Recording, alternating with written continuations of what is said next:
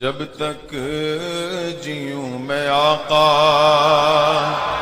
کوئی غم نہ پاس آئے، کوئی غم نہ پاس آئے۔ آزادی کے بعد پورے ہندوستان کا ایک سنویدھان بنا جس کے تحت ہم سب کو گزارنے کے لیے ایک بہترین لا کی کتاب پیش کی گئی۔ آج ہندوستان کی آزادی کو 70 سال سے زیادہ کا عرصہ گزرنے کو آیا ہے۔ ہم آج یہ عہد کرتے ہیں کہ اللہ رب العزت نے ہر انسان کو آزاد پیدا کیا ہے اور آزادی انسان کا بنیادی حق ہے۔ غلامی میں جینا کسی انسان کے لیے نہیں ہے، اسی لیے ہم غلامی کے خلاف لڑتے رہے۔ 90 سال کی جنگ کے بعد ہندوستان میں 1857 سے لے کر 1947 تک، 1857 سے لے کر 1947 تک 90 سال کی ایک عظیم جنگ کے بعد، بڑی محنتوں کے بعد یہ لہلاتا ہوا چمن آج ہمیں دکھ رہا ہے۔ اور ہندوستان کی اس آزادی میں 100-200 کا نہیں، ہزاروں کا خون بہا ہے، اور ان کے خون کے بعد، ان کی قربانیوں کے بعد یہ آج پرچم سربلند ہے ہندوستان کا۔ میرے عزیزوں، اس آزادی کو برقرار رکھنا ہر ہندوستانی کا حق ہے۔ دوبارہ ہندوستان کسی کی غلامی میں نہ جائے، اس کا عہد ہم ہر سال کرتے ہیں۔ ہم یہ چاہتے ہیں کہ ایک 200 سالہ غلامی کی زندگی انگریزوں کی جینے کے بعد ہندوستان پر دوبارہ کبھی ایسی نوبت نہ آئے کہ پھر ہمارے درمیان کچھ لوگ حکومت کریں اور کچھ لوگ غلامی کریں۔ نہیں، ہم کبھی یہ نہیں چاہتے۔ ہندوستان آزاد ملک ہے، اسی لیے جمہوریت کو یہاں پر سب سے بڑا ایک مرتبہ دیا گیا جس کو ڈیموکریسی کہتے ہیں۔ ڈیموکریسی ہے کیا؟ یہ لوگوں سے لوگوں کے لیے، by the people for the people, لوگوں سے لوگوں کے لیے۔ تو جب تک یہ رہے گا انشاءاللہ ہندوستان میں امن و امان برقرار رہے گا۔ ہم آج یوم جمہوریہ سے، آج کے دن اپنی قوم سے مخاطب ہو کر بلکہ پورے ہندوستانیوں کو میں یہ میسج دینا چاہوں گا، آزادی مل تو گئی تھی ہمیں 1947 میں، لیکن آج اس آزادی کا سارا لہلاتا ہوا چمن پھر سے بگاڑنے کی کچھ لوگ ناپاک کوششیں کر رہے ہیں۔ ہم اس کے خلاف نہ ہوں۔ ہندوستان کو کبھی بھی آتنکواد ہونے ہم نہیں دیں گے، منوواد ہونے ہم نہیں دیں گے۔ کسی خاص ایک ذات، ایک برادری کی بڑھوتری کے لیے ہندوستان نہیں بنا ہے۔ ہندوستان میں ہر ایک کا برابر کا حق ہے۔ یہاں ہندو بھی ہیں، سکھ بھی ہیں، عیسائی بھی ہیں، اور مسلمان بھی بڑی تعداد میں ہیں۔ ہم بار بار اس چیز کا عہد کرتے ہیں۔ یہاں 1000 سال پرانی مندریں بھی ہیں، کئی 100 سال پہلے کی یہاں چرچ بھی ہیں، اور یہاں پر گرودوارے بھی ہیں۔ اسی طرح 700 اور 800 سال پہلے کی ہماری مسجدیں اور مزارات بھی موجود ہیں۔ ہندوستان اپنے سینے میں ایک بہت بڑی تاریخ لیا ہوا ہے، اس لیے پوری دنیا مل کر ہندوستان کو مٹانا چاہے یہ مشکل بات ہے۔ کچھ تو بات ہے کہ مٹتا نہیں نام و نشان ہمارا۔ میرے عزیزوں، اسی لیے اقبال نے کہا تھا یونان و مصر اور روما سب مٹ گئے جہاں سے، باقی مگر ہے اب تک نام و نشان ہمارا، اور ہم بھول بھلے ہیں اس کی یہ گلستاں ہمارا۔ اس لیے آج میں ہر ایک سے یہ اپیل کروں گا کہ آپ ہندوستان کے لا کو پڑھیں، قوانین کو جانیں، تاکہ آپ غیر قانونی کوئی کام نہ کریں اور اپنے سامنے کسی کو غیر قانونی کام کرنے بھی نہ دیں۔ یہ کب ہوگا؟ جب ہر ہندوستانی کو معلوم ہو کہ میرے ہندوستان کے لا کیا ہیں، مجھے یہاں پر جینے کے ادھیکار کیسے دیے گئے ہیں۔ ایک بڑی بات ہے، ابھی دلی میں ایک صاحب کے ساتھ ہم بیٹھے ہوئے تھے، ان سے پوچھ رہے تھے کیا حالات چل رہے ہیں، کچھ بھی نہیں خبر ہے۔ وہ راجستھان کے رہنے والے، کسی بات کی خبر نہیں دلی میں کیا چل رہا ہے کیا نہیں ہے۔ نہ کسی پروٹیسٹ کی خبر ہے، نہ وہاں کے الیکشن کی خبر ہے، کچھ بھی خبر نہیں. ٹھیک ہے، کوئی بات نہیں. ہم نے یہ بھی پوچھا کہ آپ ہندوستان میں رہ رہے ہو کہ نہیں رہ رہے ہو؟ ہاں، صرف ہم کھانا پکانا اور اپنی ڈیوٹی بلا اتنا ہی. میرے عزیزو، ہندوستان میں رہنے کے ساتھ ساتھ آپ سب کو یہ بھی معلوم ہونا چاہیے کہ ہمارے یہاں جینے کے لیے کیا ادھیکار ہمیں دیے گئے ہیں، کیسی آزادی ہمیں دی گئی ہے، ہمارے لیے کیسے لا دیے گئے ہیں. یہ ہر ایک شہری کو جاننا اس کا حق ہے. اور جب آپ ان پڑھ رہیں گے تو کوئی بھی آپ کو قانون کے نام پر ڈرائے گا، دھمکائے گا. اس لیے سب سے پہلے ہمیں ایجوکیشن کی ضرورت ہے، تعلیم کی ضرورت ہے. میں یہ نہیں کہتا کہ سارے لوگ لا پڑھنا شروع کر دیں، سارے کالجز میں لا. ہر ایک انسان، ہر ایک شہری، ہر ہندوستانی وہ اپنے طور پر فردن چاہے تو نیٹ کے ذریعے سے بھی پڑھ سکتا ہے ہندوستان کا سمویدھان کیا ہے. جب آپ کو معلومات ہوگی تو آپ سنگھرش کر سکیں گے اور مقابلہ کر سکیں گے. جیسے کہ آج ہو رہا ہے، بہت سارے لوگ کسی بھی قانون کے متعلق وروध پر اترے ہوئے ہیں تو انہیں خود پتہ نہیں ہے، کچھ لوگ سمرتھن کے لیے اترے تو ان کو بھی پتہ نہیں ہے. تو یہ تمام چیزیں جہالت کے ساتھ جو کام ہوتا ہے اس کا کوئی نتیجہ نہیں ہوتا. سب سے پہلے آپ کو اس کی معلومات حاصل کرنی چاہیے، انفارمیشن لینی چاہیے کہ میں کس کے سمرتھن میں اتر رہا اور میں کس کے وروध میں اتر رہا. بہرحال ہندوستان ایک بہت بڑی قربانیوں کے بعد ہمیں ملا ہوا ہے. تقریباً 90 سال یہاں پر مصیبتیں اٹھائی ہیں، جس میں تقریباً 30,000 علماء کرام شہید ہوئے تھے. 1947 تک 30,000 علماء کرام. بلکہ تاریخ میں یہ بھی ہے، دلی سے لے کر کشمیر تک تقریباً راستے کے ہر جھاڑ پر، ہر درخت پر ایک ایک عالم کی لاش لٹکائی جاتی تھی. جو آزادی کا نعرہ لگائے اسے قتل کر دیا جاتا تھا. انڈمان نکوبار جیل بھیج دیا جاتا تھا. کئی علماء، کئی لوگ پوری زندگی وہاں پر کالا پانی کی سزا کاٹ کر ختم بھی ہو گئے. میرے عزیزوں، ان لوگوں کی قربانی ضائع نہ جائے. آج ہمیں یہ آزاد ہندوستان ملا ہے تو اس کی قدر کرے. یہاں پر میں ہندو، مسلم، سارے تمام برادریاں جتنے ہندوستان میں ہیں، سب سے یہی کہوں گا کہ آپس میں اتحاد و اتفاق کو برقرار رکھنے ہی میں ہندوستان کی بھلائی ہے، ورنہ ہندوستان کی ترقی پھر 50 سال پیچھے چلی جائے.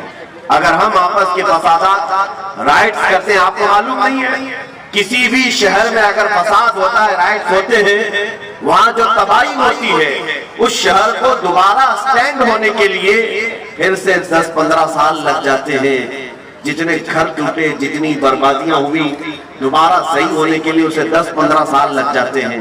اسی طرح ہندوستان میں اگر یہ مذہبی طور پر فسادات ہوئے تو اس کا نقصان پورا ملک کو ہوگا.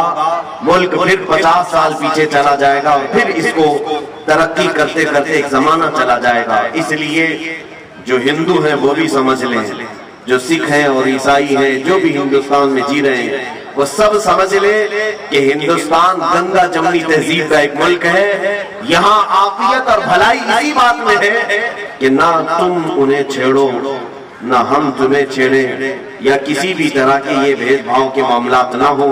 ہندوستان نے جہاں ہم کو اذان پکارنے کی اذان پکارنے کی آزادی دی ہے، تمہیں اپنے مندروں میں عبادت کرنے کی بھی آزادی دی ہے، کرسچن کو اپنے ہاں عبادت کرنے کی آزادی ہے، گرودوارے میں اپنے عبادت کرنے کی آزادی ہے. تو میں یہ چاہتا ہوں کہ ہر کمیونٹی والا اپنی آزادی کے ساتھ اپنے مذہب پر عمل کرے، کوئی ایک دوسرے پر فورس نہ کرے. انشاءاللہ العزیز یہ اتحاد ہندوستان کو ایک دن دیکھنا پوری دنیا کا سپر پاور بنا کر کے رکھے گا. سپر پاور ہندوستان بن سکتا ہے صرف ہمارا یہ کمیونل رائٹس جو ہوتے ہیں، مذہبی فسادات، یہ ختم ہو جائیں اور ہم ایسے لوگوں کے خلاف لڑتے رہیں گے، اخیر تک لڑتے رہیں گے جو ہندوستان کی کرسی کو خراب کریں گے. ان سے ہمارا ہمیشہ وروध رہے گا. میرے عزیزوں، پہلی مرتبہ آج یہاں پر ہم سب جمع ہیں. میں زیادہ دیر آپ کا یہاں پر نہیں لوں گا. آپ کو دو چیزیں میں کہتا ہوں. دیکھیں، ایک آزادی ہے اور ایک پابندی ہے. آزادی ہے اور پابندی. 1947 میں آزادی ملی، یہ سب کو پتا ہے، سارے لوگ جانتے ہیں. لیکن ساتھ ہی میں 1950 کو یہی ہماری ڈیموکریسی جب ترتیب پا گئی، جمہوریت اور اس کے لا بنائے گئے، تو قانون بنا کر ہمیں دیا گیا، تو قانون پر عمل کرنے کی پابندی لگائی گئی۔ تو آپ کے دماغ میں ایک سوال آتا ہوگا، 1947 میں آزاد کر دیا اور پھر 1950 میں 1950 میں پھر قانون میں پابند کر دیا، پھر یہ کیسی آزادی؟ میں یہاں بتانا چاہوں گا کہ آزادی کا مطلب کیا ہے وہ بھی سمجھ لیں آپ۔ آزادی کا مطلب یہ ہے کہ انسانی اقدار کے ساتھ، انسانی اصول کے ساتھ جینا اور دوسرے کی آزادی کو خراب نہ کرنا، یہ صحیح معنوں میں آزادی ہے۔ آزادی کا مطلب یہ بھی نہیں ہے کہ کوئی ننگا پھرتا رہے اور دوسرے کو تکلیف دے، وہ آزادی تو جنگلوں کی آزادی ہے، جانوروں کی آزادی ہے۔ میرے عزیزو، آزادی کا مطلب یہ ہے کہ تمہیں ایک جو سمویدھان دیا گیا ہے وہ ڈسپلن مینٹین کر کے جو چلے گا وہی سب سے بہترین آزادی ہے۔ قانون کے خلاف جو بھی کرتا ہے، ہمارے آقا صلی اللہ تعالیٰ علیہ وسلم نے بھی ہمیں اصول عطا کیے، فرامین عطا کیے، اور یہ بھی فرمایا من غشنا فلیس منا، جس نے ہمیں دھوکہ دیا وہ ہماری امت میں سے نہیں ہے۔ اس لیے دھوکہ دینا، رشوت دینا، یہ تمام چیزیں جو قانون کے ساتھ آج ہو رہی ہیں، ان سب سے آج ہمیں مکتی چاہیے، آزادی چاہیے۔ ہم یہ سوچتے ہیں کہ 500,000 دے کر کے قانون توڑ دیں گے، ایسا کبھی نہیں کرنا چاہیے۔ قانون کے رکھوالے بھی ایسا نہ کریں، ہندوستان کا کوئی شہری بھی ایسا نہ کرے، اس لیے کہ 500,000 دے کر کے اگر آپ نے قانون توڑ دیا تو گویا کہ آپ نے ہندوستان کے سمویدھان کے ساتھ کھلواڑ کیا ہے۔ آگے آنے والی نسلیں پھر ڈسپلن کبھی مینٹین نہیں کر پائیں گی۔ اس لیے ہر ایک کو رشوت کے خلاف بھی کھڑا ہونا ہے، کرپشن کے خلاف بھی کھڑا ہونا ہے، کیونکہ کرپشن کے خلاف کھڑا ہونا ہی ہمارے ہندوستان کے سمویدھان کی حفاظت کے لیے کھڑا ہونا ہے۔ بس میں انہی باتوں کے ساتھ آج میں فخر کے ساتھ یہ کہتا ہوں، پہلی مرتبہ ہم گراؤنڈ میں جمع ہوئے ہیں، پہلی مرتبہ یہ ہمارا یہ کارکرم، یہ جو پروگرام ہوا ہے، بہرحال ہمیں سیکھنا بہت کچھ ہے، ہم بچے ہیں اور بہت ساری چیزیں ابھی ہمیں سیکھنی باقی ہیں۔ ڈپارٹمنٹ کا بھی میں شکر گزار ہوں کہ انہوں نے پرمیشن دیا، بی ایم سی والوں نے اور دیگر یہاں پر منتظمین نے۔ خاص طور پر آج میں آپ کو ایک بات بتا دوں، مدینہ جامع مسجد کی آواز پر آج پاک سائٹ اور گھاٹ کوپر کے قریب کی جتنی تنظیمیں تھیں، کمیٹیاں تھیں، الحمدللہ وہ سب یہاں پر آج حاضر ہو چکی۔ ایک جھنڈے کے تلے ہم سب جمع ہوئے ہیں۔ مجھے امید ہے کہ پھر یہ جھنڈے تلے جب بھی آواز اٹھائی جائے گی ہم سب ایک جگہ جمع ہو جائیں گے، جمع ہوں گے نا انشاءاللہ۔ یہاں پر میں سارے کمیٹیوں کے نام پڑھ نہیں پاؤں گا، الامان فاؤنڈیشن کی طرف سے ہے، رہبر کمیٹی کی طرف سے ہے، آپ اپنے بینر اوپر اٹھائیں تو پتہ چلے گا۔ شاداب ایجوکیشن ویلفیئر سوسائٹی یہاں پر ہے، فیضان مصطفیٰ ویلفیئر سوسائٹی، سہایتا سوشل کمیٹی، پنکے شاہ درگاہ مسجد ٹرسٹ، مدینہ عیدگاہ کمیٹی، لاسٹ میں غلام حبیب کمیٹی اور دیگر جتنی کمیٹیاں پاک سائٹ اور وکرولی گھاٹ کوپر میں موجود ہیں، میں سب کا شکر گزار ہوں۔ میرے خیال سے کچھ لوگوں کے بینر آئے نہیں ہوں گے، لیکن امید ہے کہ مدینہ جامع مسجد کے اس پرچم تلے، ہندوستان کے جھنڈے تلے سبوں نے اپنا سپورٹ پیش کیا اور جمع ہوئے ہیں۔ انشاءاللہ العزیز اسی طرح ہم آگے بھی متحدہ طور پر کام کرتے رہیں گے، اس لیے کہ اتحاد زندگی ہے اور اختلاف موت ہے۔ اتحاد زندگی ہے، اختلاف موت ہے۔ ہم اختلاف سے باہر آئیں گے اور سب مل کر کے ہندوستان کی ترقی کے لیے عزم کریں گے، عہد کریں گے۔ آج آخر میں میں صرف اتنا کہنا چاہوں گا کہ آپ تمام حضرات مل کر پرجوش انداز میں یہ عزم کریں آج کہ ہندوستان کے وقار کے لیے ہم یہاں پر انشاءاللہ العزیز جو کچھ بھی بن سکے گا ہم کرنے کی کوشش کریں گے انشاءاللہ۔ دیکھیں، ہندوستان کی صرف چیزیں حاصل کر لینا، ظاہر سی بات ہے آپ جی رہے ہیں یہاں پر، آپ کے اناج کہاں سے مل رہے ہیں؟ اسی ہندوستان کی زمین سے۔ آپ کا پانی جو روز استعمال کر رہے ہیں اسی ہندوستان کی زمین سے مل رہا ہے۔ ایسا نہیں کہ ہندوستان میں رہ رہے ہیں اور امریکہ کا پانی پی رہے ہیں، سب ہم یہیں کا پانی پی رہے ہیں، یہیں کے اناج کھا رہے ہیں۔ تو کیا ہم ہندوستان کو جانے سے پہلے بھی کچھ دے کر کے جائیں گے؟ یہ ہر ایک نوجوان کے اندر خواہش ہونی چاہیے کہ میں بھی ہندوستان کی ترقی میں اپنا کچھ حصہ دے کر کے جاؤں، جیسے ہمارے پرکھوں نے دیا ہے، بڑے بڑوں نے دیا ہے، جتنے لوگوں نے بھی ہندوستان کو بنانے میں یوگدان کیا ہے آج ان کے نام لیے جاتے ہیں۔ اسی طرح ہر مسلمان کو، ہر ہندوستانی شہری کو یہ عزم کرنا چاہیے، صرف میں ہندوستان کی مٹی میں رہ کر کھا پی کر کے چلا نہ جاؤں، بلکہ ہندوستان کی ترقی میں اپنا بھی کچھ حصہ رکھ کر کے جاؤں، کوئی تو ایسا میں کام کر کے جاؤں۔ اس لیے سائنس کے میدان میں جو بچے ہیں میں ان سے گزارش کروں گا پڑھو اور بہت آگے بڑھو، تاکہ ہندوستان کی سائنس کو، ہندوستان کی ٹیکنالوجی کو تم آسمانوں تک پہنچاؤ۔ آج جو بچے انجینئرنگ میں ہیں میں ان سے گزارش کروں گا کہ خوب آگے بڑھو، اتنا آگے بڑھو کہ ہندوستان کا انجینئرنگ میں ایک مقام پیدا ہو جائے پوری دنیا میں، تاکہ آپ کو ہمیشہ یاد کیا جائے۔ ایک بات یاد رکھنا، آپ کون سے گھر میں رہ رہے تھے، کیا پہنتے تھے، کیا کھاتے تھے، آپ کے مرنے کے بعد کچھ بھی نہیں یاد کیا جائے گا۔ آج سے تقریباً 100 سال کے بعد آج ہم کھڑے ہیں 2020 میں، اگر 100 سال اور زندگی ہوئی، 100 سال کے بعد اگر دنیا باقی رہی تو یاد رکھ لینا 100 سال کے بعد ہم میں سے شاید ہی کوئی رہے گا، اور پھر ہم میں سے جو بھی کسی کی نسلیں ہوں وہ ہم کو نہ ہمارے گھر سے یاد کریں گی، نہ ہمارے کپڑوں سے، نہ ہمارے کھانے پینے سے۔ یاد اگر کیے جائیں گے تو تمہاری ترقیوں کو یاد کیا جائے گا، تم نے اگر کچھ کیا ہے۔ آج تاج محل کو یاد کیا جاتا ہے اس لیے کہ تاج محل ایک عجوبہ ہندوستان کی ترقی کے اور ہندوستان کا سر اونچا کرنے کے لیے ایک بادشاہ نے دیا۔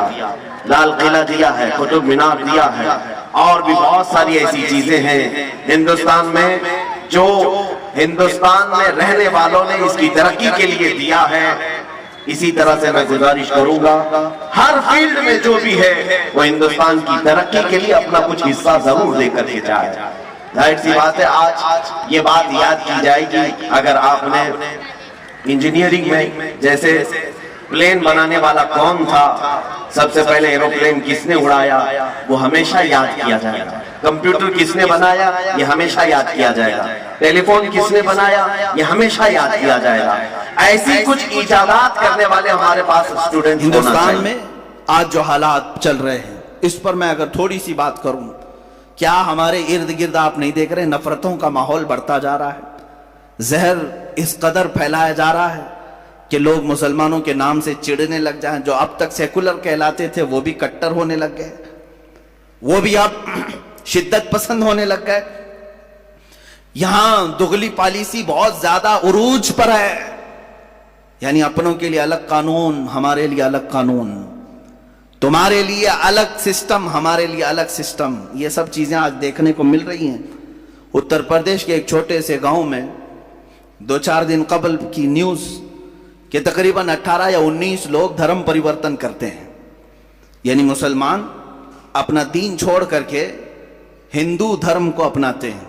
نیوز میں یہ سب باتیں آئی، پھیل گئی، ویڈیو بھی بنائی گئی ان کی، وہ ہون کرتے ہوئے، وہ پوجا پاٹ کرتے ہوئے اپنا دھرم پہلے والا چھوڑ کر کے دوسرے دھرم کو اختیار کر رہے ہیں۔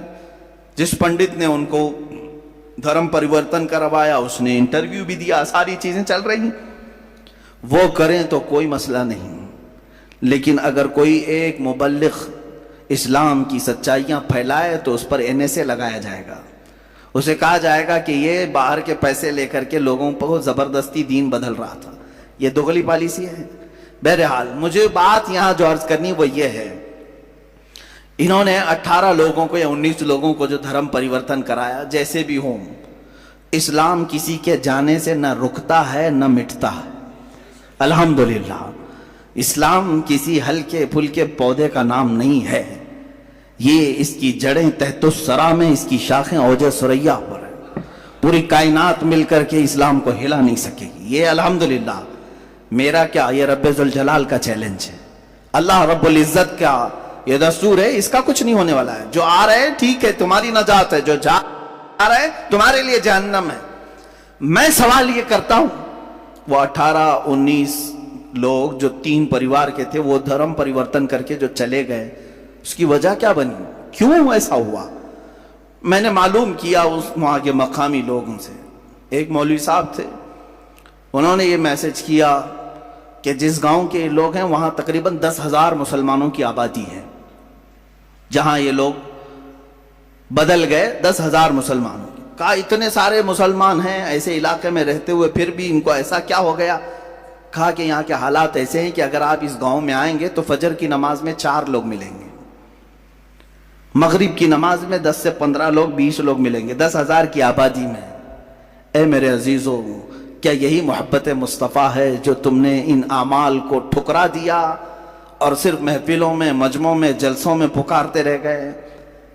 جب تک تم رسول پاک صلی اللہ تعالیٰ علیہ وسلم کی زندگی پاک کو عملی طور پر اپنی زندگی میں لا کر دوسروں کی زندگی میں لانے کی کوشش نہیں کرو گے، شب خون مارے جائیں گے، اسی طرح سے تمہارے گھروں پر چھید کیے جائیں گے، اسی طرح سے تمہارے قلعوں کو کاٹ کر کے اندر سے لوگوں کو لے جایا جائے گا. یہ کب تک ہوتا رہے گا؟ جب تک تم گہری نیند سو رہے ہو. میری دعوت صرف اتنی ہے کہ رسول پاک صلی اللہ تعالیٰ علیہ وسلم کل بروز قیامت اگر پوچھیں تم سے، تو میرا امتی ہے، تو میرا چاہنے والا ہے، تو مجھ سے محبت کرتا ہے، بتا میری محبت کتنوں کے سینے میں تو نے ڈالی؟ ہوتا تو یہی ہے، ہر شخص اپنے محبوب کا تذکرہ کھل کر کے کرتا ہے. آپ جہاں بیٹھتے ہیں اپنے محبت کرنے والوں کے تذکرے کرتے رہتے ہیں، دوسروں کو بھی منواتے رہتے ہیں. ارے یہاں حالات تو ایسے ہیں کہ تمہارے پیر کو میں نہ مانوں تو مجھے باہر کرتے ہو، میرے پیر کو تم نہ مانو ہمارے ادھر کے لوگ باہر کرتے ہیں. ہم پیروں کے لیے تو اتنی بات رکھتے ہیں، حضور پاک کے لیے کیوں نہیں؟ رسول محترم صلی اللہ تعالیٰ علیہ وسلم کے لیے یہ احساس کیوں نہیں ہے کہ میں اپنے نبی کونین صلی اللہ علیہ وسلم سے بے پناہ محبت کرتا ہوں؟ تو سیکنڈری میرے اوپر ذمہ داری یہی آتی ہے کہ میں دوسروں کو بھی اس طرح محبت میں تڑپتا ہوا دیکھوں، ان کے سینوں میں بھی محبت مصطفیٰ کو دیکھوں.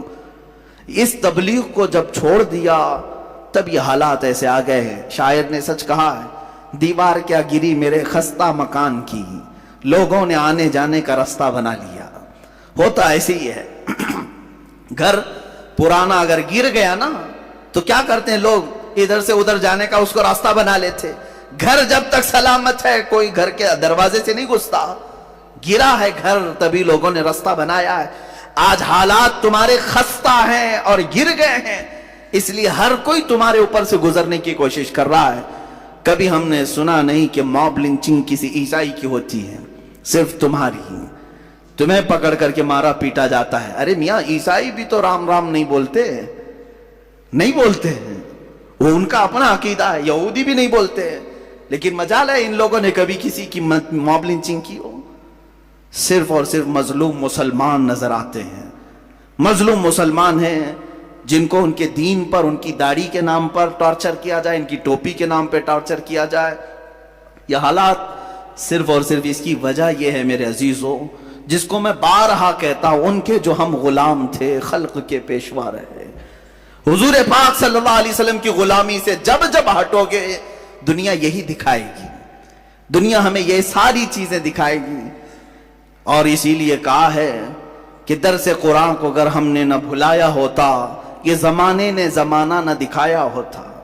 آج جو ہمیں دکھایا جا رہا ہے یہ سب ٹرائل ہے، ابھی اور کچھ آنا باقی ہے. بہت سارے لوگ آج جتھا بنا کر کے چھوٹی چھوٹی سی کنڈلیاں، چھوٹی چھوٹی سی منڈلیاں جس میں آتنکی نعرے لگائے جائیں اور مسلمانوں کو کاٹنے کی بات کی جائے، قتل کرنے کی بات کی جائے. یہ سب سنو اور انتظار کرو میرے عزیزوں، اور بھی بڑے وقت آنے والے ہیں. لیکن بیدار ہو گئے اور اپنے آپ کو سنبھال لیے تو میرا یہ صرف امید کی بات نہیں، یقین کی بات ہے. کوئی اگر تمہاری طرف انگلی بھی اٹھائے گا، انشاءاللہ العزیز رب ذوالجلال کی طرف سے غیبی مدد ایسی آئے گی کہ وہ ہمیشہ کے لیے خائب و خاسر ہوگا، وہ فنا فی النار ہوگا. لیکن مضبوطی تمہارے اندر آئے. دیکھو میرا مولا مدد کب کرتا ہے. بدر کے وہ 313 جوانوں کو دیکھو، نہتے ہیں، ان کے پاس ہاتھوں میں تلواریں بھی نہیں تھیں، پہننے کے لیے چپلیں نہیں تھیں، سواریاں بھی بہت کم، پیدل گئے ہیں اکثر. دھوپ کا وقت ہے اور ریت والا میدان ہے، سب پورے ریت میں ہیں.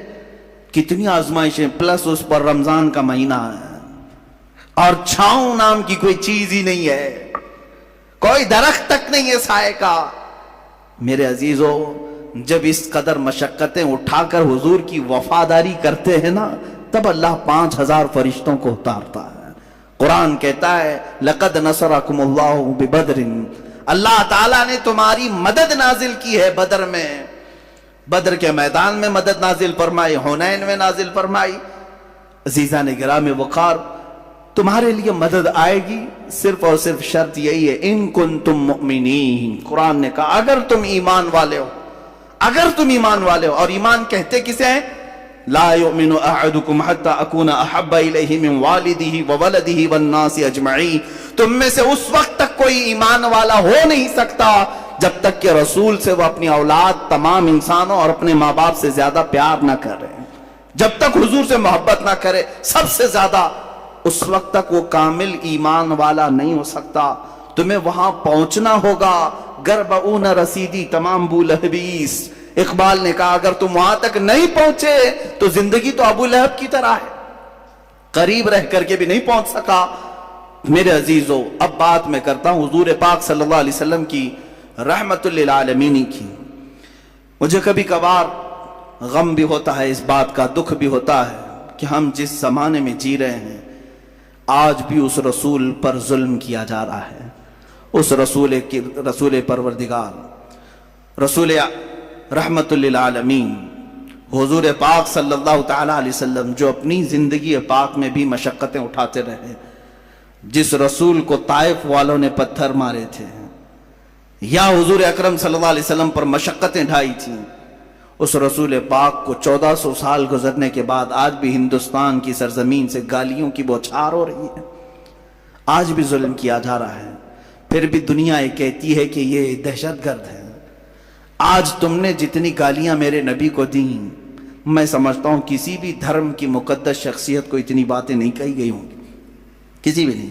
مجھے بتاؤ یہودیوں کی جو مقدس شخصیات ہے ان سے کون چھیڑ چھاڑ کرتا ہے؟ نہ ہم نے آج تک گالی دی، دوسرے بھی نہیں۔ عیسائی اور یہودی لڑتے رہتے تھے، الگ بات ہے، عیسائی جن کو مقدس مانتے ہیں ان کو کون گالیاں دیتا ہے؟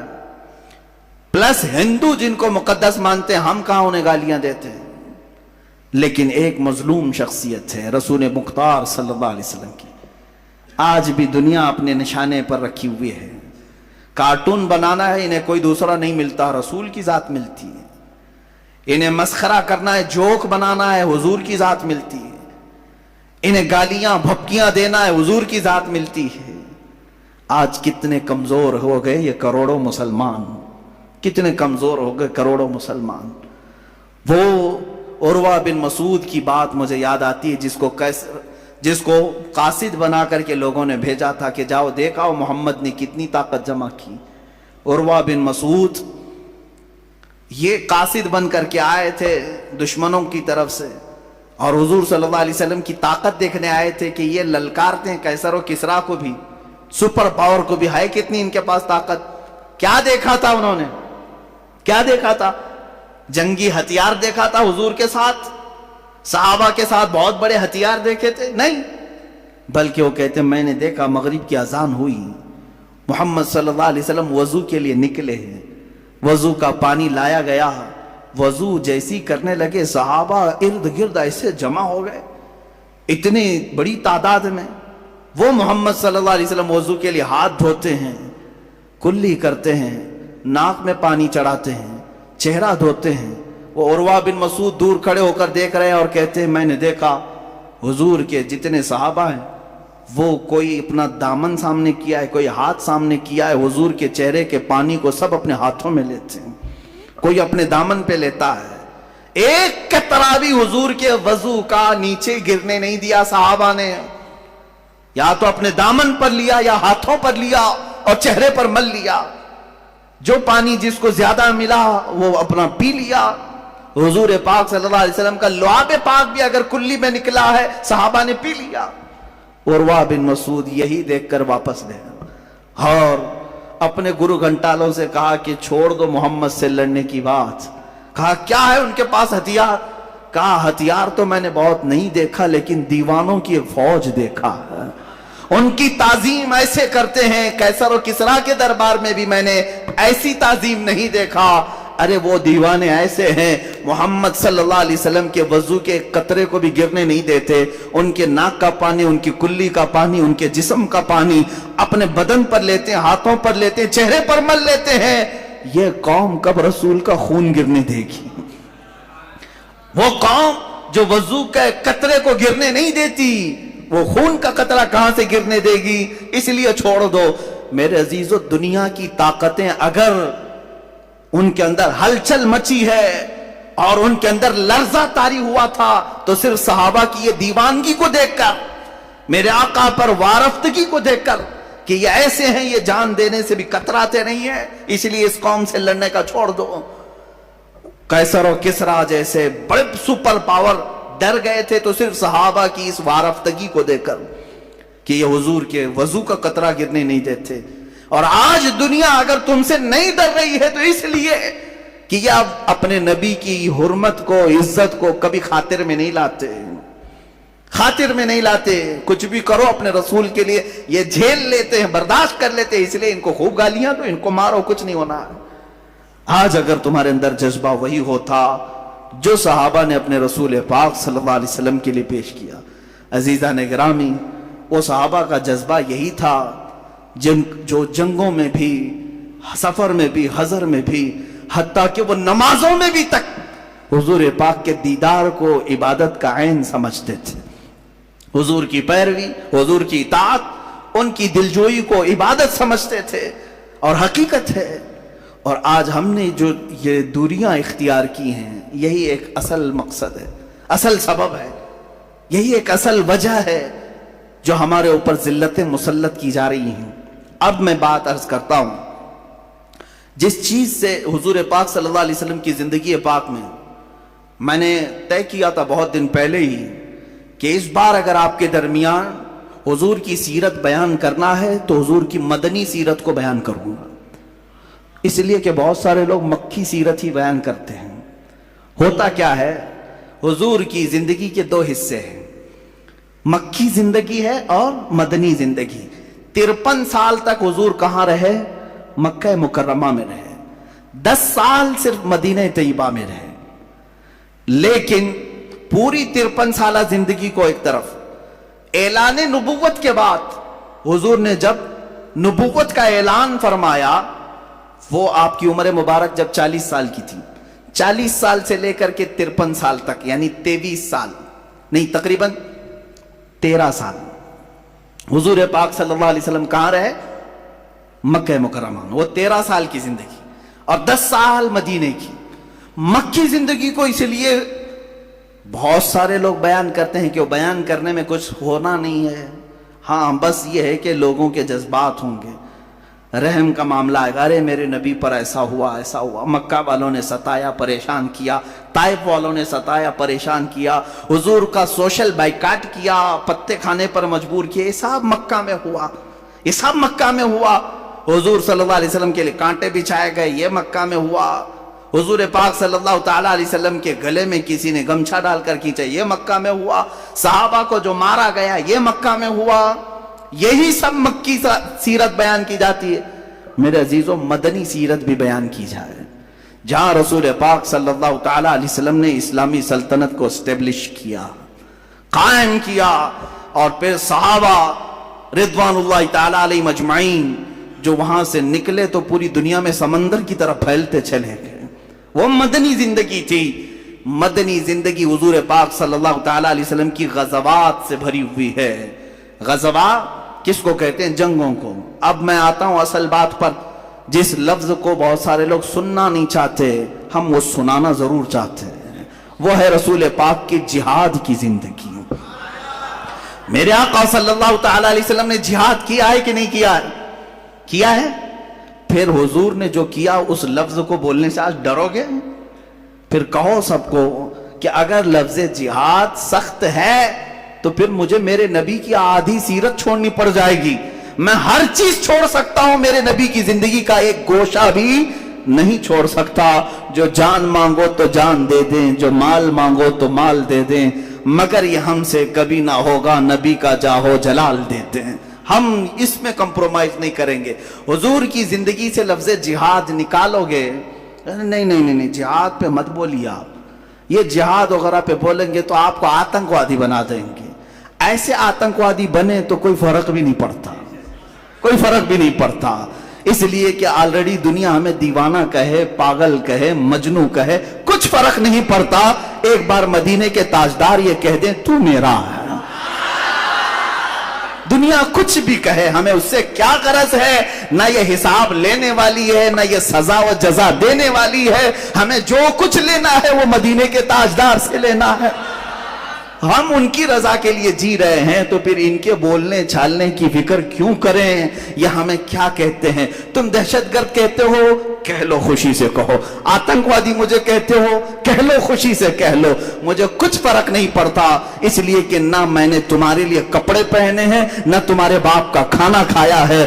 हमारा अकीदा तो ये है, हम जीते हैं रसूल पाक की जिंदगी को देख करके. और हमारे अशार में तो ये हम पढ़ते भी हैं ना, पानी है तेरा पानी, दाना है तेरा दाना, पीते हैं तेरे दर का, खाते हैं तेरे दर का. पानी है तेरा पानी, दाना है तेरा दाना. और रसूल पाक सल्लल्लाहु अलैहि वसल्लम की बारगाह से हाँ इतना डर जरूर होता है कि कहीं इस दरबार से हमें कोई दूर ना कर सके. शायर ने बहुत अच्छा कहा था कि अगर मोहब्बत जुर्म है तो सजा दी जाए, अगर मोहब्बत जुर्म है तो सजा दी जाए, पर शर्त इतनी है कि दरे महबूब पे दी जाए. बस हमारी ख्वाहिश इतनी है, मारना है मार लो, हुजूर के सामने मार लो, कोई फर्क नहीं पड़ता. अब मैं जो अर्ज कर रहा हूं, लफ्ज जिहाद को जो बोलना भी आज उलमा ने तर्क कर दिया, और ये जालिम यही चाहते हैं. मैं आपको खुल करके आज बताऊं, खुल के बताऊं, पूरी दुनिया के यहूदी और ईसाई मुसलमानों के लिए अगर कोई दो चीजें नहीं चाहते कि कभी इनकी जुबान पर नहीं आना है, तुम कुछ भी कर लो. एहतजाज करना चाहते हो, इनको छूट दे दो, इनको नमाजों के लिए भी छूट दे दो, अजानों के लिए भी छूट दो, मस्जिदों के लिए, ईदगाहों के लिए, सबके लिए छूट दो. तुम्हें कहीं ऑब्जेक्शन नहीं आएगा. सिर्फ ऑब्जेक्शन ये करेंगे तो दो बातों पर, देखना इसके बाद ऑब्जेक्शन आएगा जो मैं बात अर्ज कर रहा हूं. दो बातें ना कही जाएं, दो बातें ना कही जाएं. वो क्या है, एक खिलाफत का लफ्ज इस्तेमाल ना करो, दूसरे जिहाद का लफ्ज इस्तेमाल ना करो. इसलिए कि इन्हें मालूम है खिलाफत उस्मानिया ने इनकी नानी याद कराई थी. इन्हें मालूम है खिलाफत उस्मानिया सुल्तान अब्दुल हमीद ने फ्रांस को घुटने टेकने पर मजबूर किया था, हर एक को घुटने टेकने पर मजबूर किया था. इन्हें पता है खिलाफत आने के बाद कोई अब्दुल हमीद भी जिंदा हो सकता है. इन्हें पता है अगर खिलाफत आई तो सलाउद्दीन भी उठ सकता है. इन्हें पता है खिलाफत अगर आई तो शहाबुद्दीन गौरी भी आ सकता है. और आज गुंडे की चीख रहे, चिल्ला रहे हैं. इन्हें पता है अगर ये खिलाफत की बात करेंगे तो कहीं टीपू सुल्तान ना आ जाए, कहीं औरंगजेब जिंदा ना हो जाए. हम अर्ज करेंगे, हम बात करेंगे, खिलाफत की भी बात करेंगे और जिहाद की भी बात करेंगे. मेरे अजीजों, जिहाद इनको समझाने की हमें क्या जरूरत है, वो मुस्तफा करीम सल्लल्लाहु अलैहि वसल्लम का जिहाद. अब लगे हुए हाथों में एक मुख्तसर सी बात अर्ज कर दूं. इनको ऐसा लगता है कि इस्लाम ये जिहादों की बात कर करके फैलाया है गया है और कत्ल से फैलाया गया है. शर्म से डूब मरोगे अगर मैं तारीख बता दूं, शर्म से डूब मरोगे. तारीख मैं बताता हूं, सुन लो कान खोल करके. मेरे आका सल्लल्लाहु अलैहि वसल्लम की पूरी जिंदगी पाक में तकरीबन 80 गज़वात और सराया हुए. गज़वा उसको कहते हैं जिसमें खुद हुजूर तशरीफ ले गए, सराया उसको कहते हैं जिसमें हुजूर ने किसी को वकील बनाकर भेजा, अब खुद नहीं गए, सहाबा को भेजा. ये टोटल मिला करके 80 होते हैं हुजूर की जिंदगी में, वो भी 10 साल की जिंदगी में. 80 को हटा करके भी अगर देखें तो 17 गज़वात, बाज ने 27 का जिक्र किया है जिसमें हुजूर तशरीफ ले गए. ऐ मुसलमानों सोचो, 27 जंगें या 80 जंगें हुई हुजूर की जिंदगी में. सोच रहे हो कितनी जंगें, कितनी जंगें, कितनी जंगें, इतनी जंगें 10 साल में. लेकिन कत्ल कितने हुए ये तारीख इनसे भी पूछो, मुझसे भी पूछो. पूरी इन 80 जंगों के अंदर 139 मुसलमान कत्ल हुए. 139, कितने? 139. और टोटल जो काफिर मरे 112. इन पूरी जंगों में 112, 139, तकरीबन 250 के आसपास. समझ में आ रहा है? 250 लोगों का कत्ल हुआ 10 साल 80 जंगों में तुम अपना भी पैराहन जरा चेक करके देख लो। दुनिया की फर्स्ट वर्ल्ड वॉर जो हुई, जिसमें बर्तानिया भी है, जर्मन भी है, रूस भी है, सब जूझ रहे हैं। जानते हैं आप, फर्स्ट वर्ल्ड वॉर, पहली जंग अजीम में 1.5 करोड़ लोग मरे हैं, 1.5 करोड़ लोग कत्ल हुए हैं। तुम अमन की बात करने के लिए आज निकले हो, कहते हो जिहाद में बहुत सारे लोग मारे गए। ला के दिखा दो मेरे आका की जिंदगी की तारीख में कितने मरे थे और तुम्हारे हाथों से कितने मरे हैं। फर्स्ट वर्ल्ड वॉर में 1.5 करोड़ लोग मरे, और सेकेंड वर्ल्ड वॉर जो 39 से 45 के आसपास, 1939 से 45 के बीच में करीब हुई, तकरीबन 3 करोड़ से ज्यादा लोग मरे हैं। बाज मैं तखमीना बता रहा हूं, 3 से 5 करोड़ के बीच लोग मारे गए। जख्मियों की तादाद अलग, जो गुम हुए उनकी तादाद अलग। अरे करोड़ों की बात कर रहा हूं, हिसाब कहां है आज? इनको कहां समझ में आएगा करोड़? ये मारने के खूगर हैं, कत्ल करने के आदी हैं, और बात करते हैं चोर कोतवाल को डांटने निकला है। इनके हाथ, इनका दामन खून से भरा हुआ है। कितनी जंगों में कितने मारे गए, एक लिस्ट निकालो और फिर आओ मेरे सामने बैठो, हुजूर की जंगें देखते हैं। मेरे आका सल्लल्लाहु अलैहि वसल्लम ने भी गज़वात किए, पूरे टोटल गज़वात में 250 से ज्यादा लोग नहीं मारे गए, 250 से ज्यादा। अगर ये कत्ल करने के लिए ही जिहाद होता तो लाखों की तादाद यहां पर भी होती। असल जिहाद जो होता है वो अमन कायम करने के लिए होता है, अमन कायम करने के लिए। जिहाद को एक एग्जाम्पल में मैं बता दूं, एक एग्जाम्पल। भाई तुम्हारा हाथ फोड़ी हो गई है, सड़ रहा है, डॉक्टर के पास गए, क्या करेगा डॉक्टर? चाकू मारेगा और कहेगा मैं ये ऑपरेशन करके काट के निकालता हूं। वो जिहाद ही तो कर रहा है। वो क्या करने के लिए हाथ की फोड़ी काटा? तुम उसको न जालिम कहोगे न बदमाश कहोगे, अरे डॉक्टर चाकू लेके काट दिया फोड़ी को, नहीं, बल्कि कहोगे बड़ा अच्छा आदमी है, फोड़ी को निकाल दिया। हाँ, अब आपको तारीख में बताऊं, सहाबा ने जितनी मर्तबा तलवार उठाई, फोड़ियां मारने के लिए उठाई। जमीन पर जितने फोड़े थे उनको मारने के लिए ही निकाला। आज भी दुनिया इस बात को तस्लीम करती है कि जिससे जमीन पर खतरा है उसको अगर खत्म करने के लिए कोई निकलता है तो उसको कोई भी आतंकवाद नहीं कहता, उसको तो अमन का मसीहा कहते हैं। आज हुजूर पाक सल्लल्लाहु तआला अलैहि वसल्लम के जिहादों को जो तस्करा करना भी लोगों ने छोड़ दिया, यही वजह है कि वो तुम्हें दबाते चले गए। और अब तो ये हो गया कि एक लक़ब दिया जा रहा है मुसलमानों को। क्या लक़ब दिया है? जिहादी है, जिहादी है। बहुत सारी जगह टॉन्ट मारते हैं, यानी ताने के तौर पर। तुम ताना मारते होंगे, लेकिन मैं तो खुशी से कबूल करने को तैयार हूं। बहुत सारे लोगों ने नमाजी तो कहा था, हाजी तो कहा था, पहले तुम हो जो जिहादी कह रहे हो, क्योंकि इस्लाम के फराइज में यह भी एक फरीजा है। हाँ, कलमा पढ़ना है, नमाज पढ़ना है, रोजा है, हज है, ज़कात है।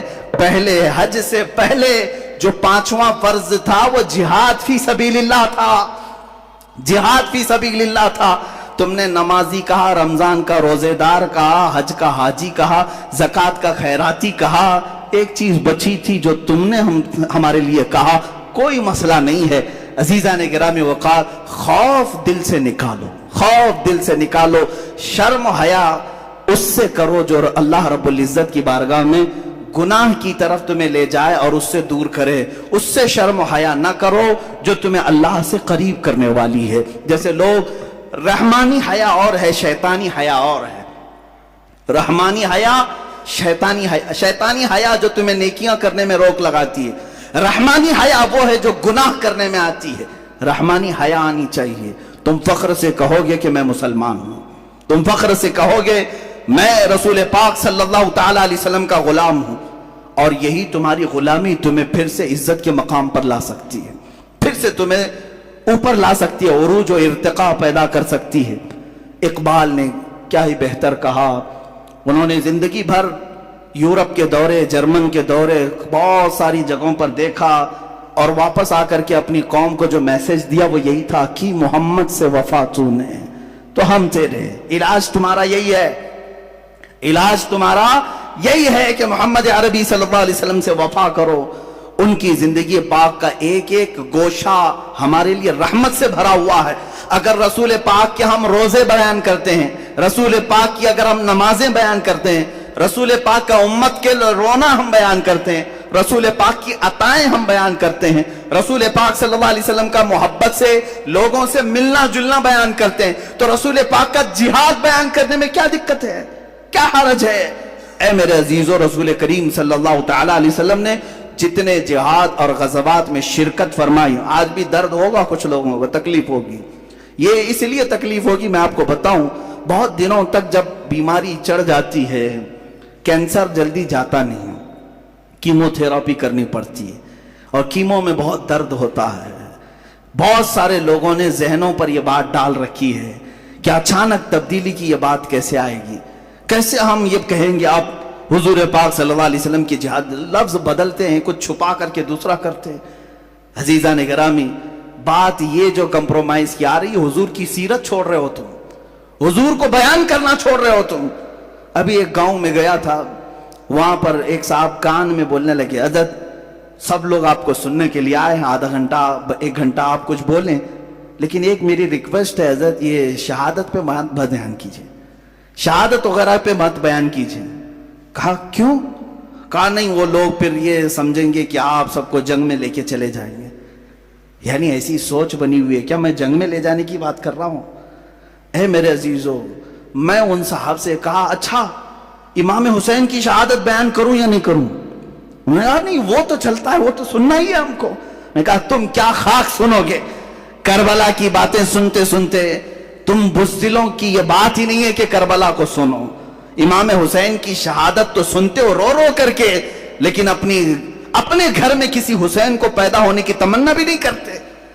اس وقت تمہارے بچے حسین اعظم کے کردار کو اپنائیں گے جس دن تم اپنے بچوں کو یہ بیان کرو گے، ایک طرف 82 لوگ تھے، ایک طرف 22,000 تھے، تب بھی ڈٹ کر کے اگر کوئی بول رہا تھا وہ رسول کا نواسا بول رہا تھا. یہ کردار بتاؤ نا، یہ کردار بتاؤ. خالی یہ بتاتے ہو کہ مارے گئے، ان کے بچے توڑے گئے، کاٹے گئے. ارے یہ بتاؤ کہ 22,000 کے سامنے ڈٹ کر جو بول رہا تھا وہ حسینی کردار. آج ضرورت ہے قوم کو، آج ضرورت ہے. عاشقان مصطفیٰ کبھی نہ تعداد دیکھتے ہیں نہ طاقت دیکھتے ہیں. صدیق اکبر جیسا کوئی ہو جو 50,000 کے مجمع میں بھی جا کر کے یہودی کو گستاخی خدا پر تھپڑ رسید کر سکتے ہیں، اور انہیں خوف نہیں اس بات کا کہ 50,000 لوگ مجھے ماریں گے. نہیں، بلکہ یہودیوں کے مجمع میں اس کو پکڑ لیا کہ تو میرے رب کی شان میں کیسے گستاخی کر رہا ہے. اس نے مارا نہیں، حضور کی بارگاہ میں ان کو پکڑ کر کے لایا اور کہا کہ ابو بکر کو کیسے تم نے پرورش کیا، تربیت کیا، یہ تو مجھے تھپڑ رسید کیا سارے لوگوں کے سامنے. یہودیوں کا عالم شکایت لے کر آیا. حضور نے پوچھا ابو بکر کیسے تم نے مار دیا اتنے بڑے مجمع میں؟ کہا اے اللہ کے نبی، یہ رب کی شان میں گستاخی کر رہا تھا، یہ کہہ رہا تھا مسلمانوں کا خدا غریب ہے، مسلمانوں سے قرضہ لیتا ہے. اس یہودی نے انکار کر دیا، نہیں نہیں نہیں، میں ایسا نہیں کہہ رہا تھا، یہ جھوٹ بول رہے ہیں، میں تو کہہ رہا تھا خدا بڑا غنی ہے، مسلمان فقیر ہیں، میں خدا کی شان بیان کر رہا تھا. بدل دیا، اور اس جھوٹے کی گواہی میں سارے یہودی جھوٹے بھی کھڑے ہو گئے. سب کہنے لگے ہاں ہمارے عالم صاحب تو ایسے ہی کہہ رہے تھے، ایسے ہی کہہ رہے تھے. جب ایک جھوٹا کھڑا ہوتا ہے تو اس کے ساتھ بہت سارے جھوٹے بھی کھڑے ہوتے ہیں. جو کہہ رہا ہے وہ سب صحیح کہہ رہا ہے. جیسے آج ہم اپنے ملک میں دیکھ رہے ہیں، ایک پاگل بولتا رہتا ہے اور بہت سارے انت بخت کہتے ہیں سب صحیح کہہ رہا ہے، سب صحیح کہہ رہا ہے. ارے یہ تمہیں چوہا بنا دے تو بھی صحیح ہے، کتا بنا دے تو بھی صحیح ہے، گدھا بنائے تو بھی صحیح ہے. خیر، یہودیوں کی یہی صفت تھی، سب جھوٹی گواہی دی ہے. حضور نے فرمایا ابو بکر تمہارے پاس بھی کوئی گواہ ہے کہ تم نے گستاخی خدا سنا اور مارا؟ کہا میں اکیلا تھا، کوئی نہیں ہے. حضور پاک صلی اللہ تعالی علیہ وسلم نے، اب فیصلہ جو کیا جاتا ہے وہ ایویڈنس کے اوپر کیا جاتا ہے نا، آدھار ثبوتوں کے آدھار پہ کیا جاتا ہے. لیکن میرے عزیزو اسی وقت قرآن کی آیت نازل ہوئی. اللہ نے آیت نازل کی، لقد سمع اللہ قول الذین قالوا ان اللہ فقیر ونحن اغنیاء.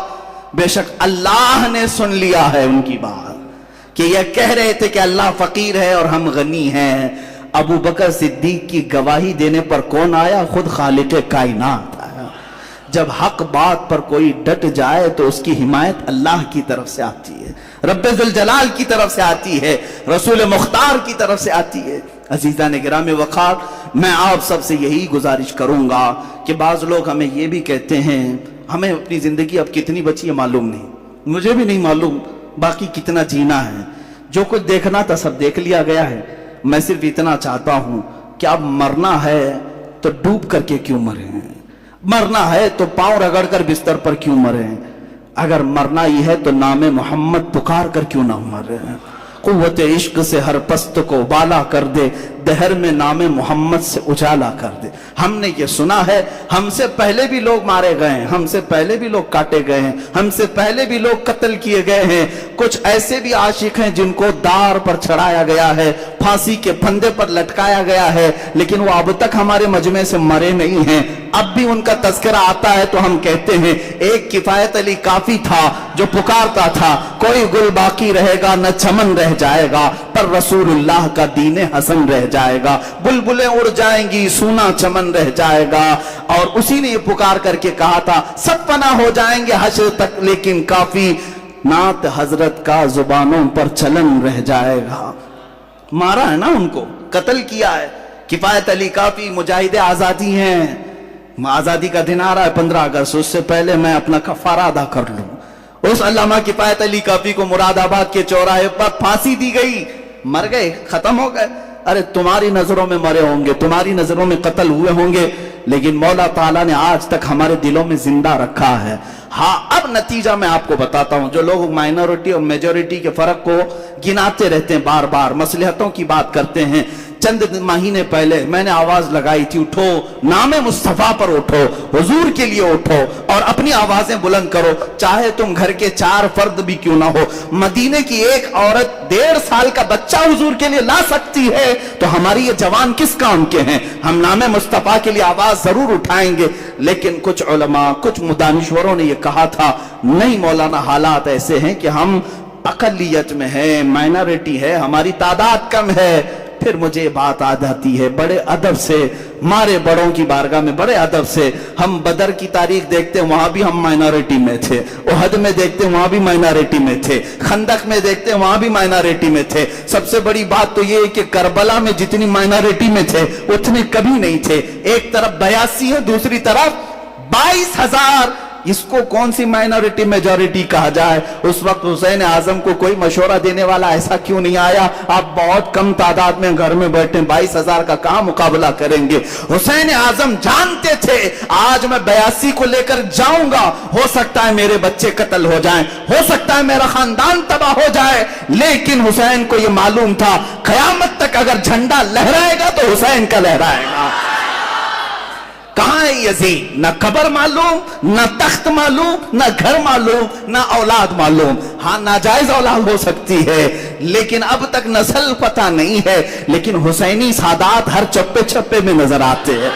جس کے بچوں کو تم نے چن چن کر کے مارا تھا، آج آؤ میرے ساتھ نکلو، پوری دنیا کے ہر شہر میں کوئی حسینی سید زادہ ضرور دکھے گا، حسینی سید زادہ ضرور ملے گا جو رسول پاک کی خوشبوئیں لوگوں میں بانٹ رہا ہے، آج بھی بانٹ رہے ہیں، سادات کی کمی نہیں ہوئی۔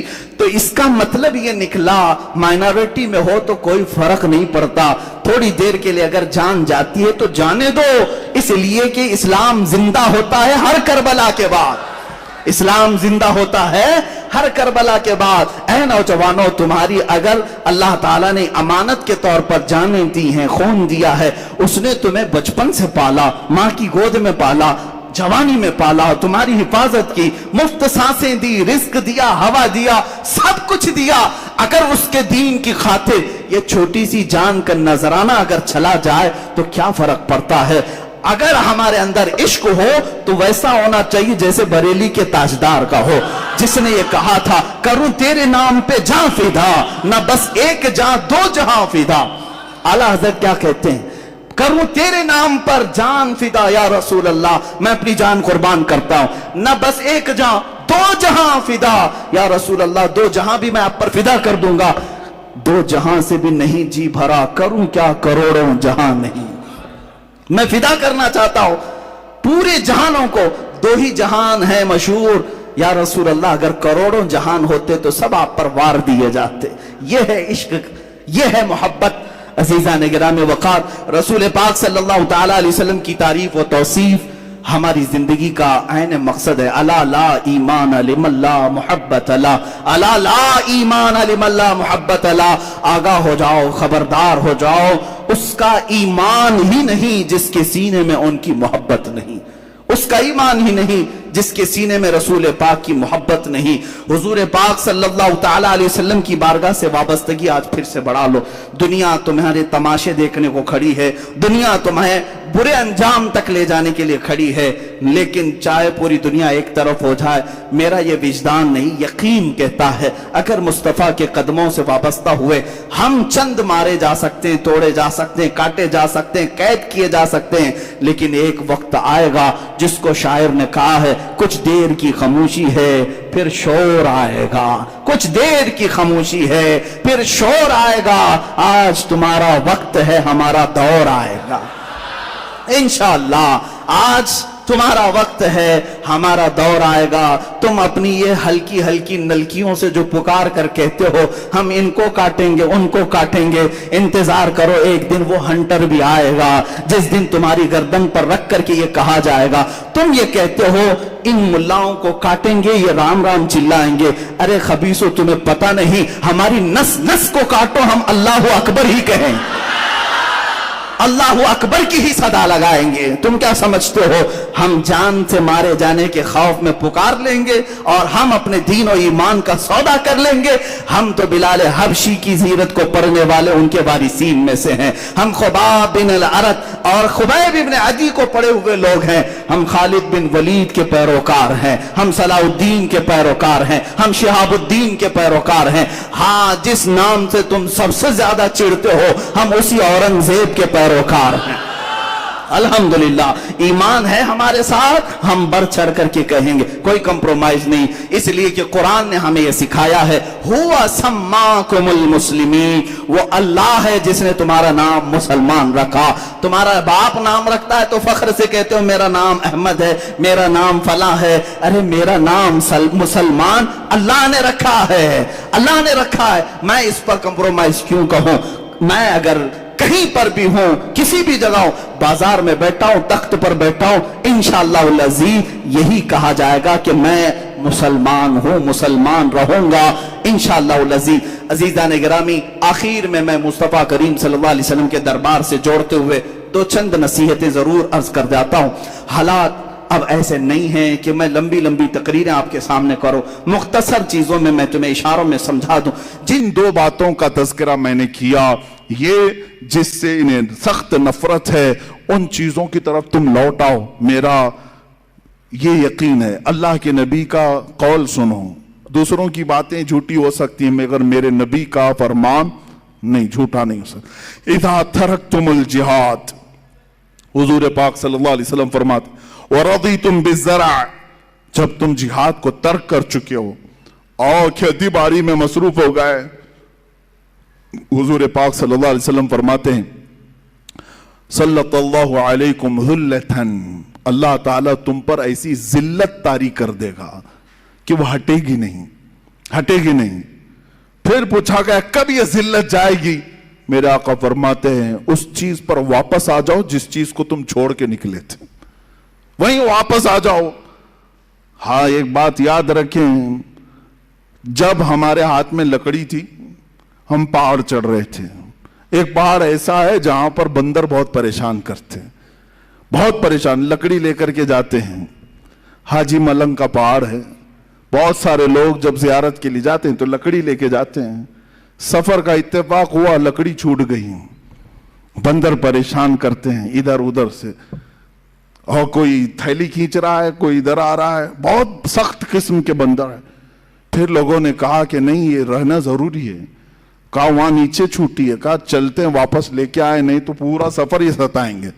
वापस जा करके लाना पड़ा, और जब टेक टेक करके चढ़ते थे तो बंदर वैसे ही दूर रहते थे। ये हमने उस दिन सीखा कि जब तक हमारी असल चीज हमारे पास नहीं आती, ये बंदर बहुत परेशान करते हैं। मोहब्बत मुस्तफा सल्लल्लाहु ताला अलैहि वसल्लम की लाठी तुम्हारे पास हो, रसूल पाक सल्लल्लाहु अलैहि वसल्लम पर कुर्बान होने का जज्बा तुम्हारे साथ हो, फिर देखना ये बंदर दूर से ही मुंह बिसार सकते हैं, मुंह पसार तो सकते हैं, लेकिन तुम्हें छू नहीं सकते, तुम्हें टच नहीं कर सकते। हाँ, इतनी बात है कि मैंने अपनी जिंदगी में बहुत कुछ नहीं देखा, बहुत कुछ, लेकिन चंद चीजें हमें हालात ने समझा दिया। पहले इतना यकीन हो सकता है कमजोर हो, लेकिन अब यकीन का दर्जा बढ़ता चला जाता है। चंद महीनों से हमारे पीछे हर ताकत लगा दी गई जांच पड़ताल के लिए, ढूंढो इसके पीछे कौन कौन सी ताकतें हैं। मेरे पीछे कहां से कहां चेकिंग कराई गई, कुछ अपने लोग भी पीछे पड़े हैं, कुछ उनके भी पीछे पड़े हैं। हर तरह के लोग ऊपर से लेकर नीचे तक स्कूटनी के लिए टीम बनाकर भेजे, देखो इसके पीछे कितनी प्रॉपर्टी है, कितनी जायदाद है, कौन कौन बैकिंग करता है, कितने सेठ लोग साथ में है, कितने नेता लोग साथ में है। 3 महीने हो गए, अब तक कुछ नहीं मिला, कुछ नहीं मिला। और उसके बाद जिस साहब ने मुझे मैसेज दिया था कि मुफ्ती साहब ये सब चेकिंग चल रही है, कौन कौन बैकिंग करता है उसको उठाया जाएगा, हमने कहा जाओ उन्हें भी मैसेज दे दो, पूरी जिंदगी तुम नाक रगड़ लोगे, नहीं मिलेगा तुम्हें। कौन बैकिंग कर रहा है, नहीं मिलेगा। अरे यहां क्या मिलेगा, हमारा तो यकीन कयामत के दिन के लिए है। ढूंढा ही करें सदरे कयामत के सिपाही, वो किसको मिले जो तेरे दामन में छुपा हो, जिसकी बैकिंग ताजदार मदीना की तरफ से हो। तुम 1000 कोशिश कर लो, मेरे मुर्शिद ने ये हमें दर्स दिया था। मुझे क्या फिक्र हो अख्तर, मेरे यावर है वो यावर, मुझे क्या फिक्र हो अख्तर, मेरे यावर है वो यावर।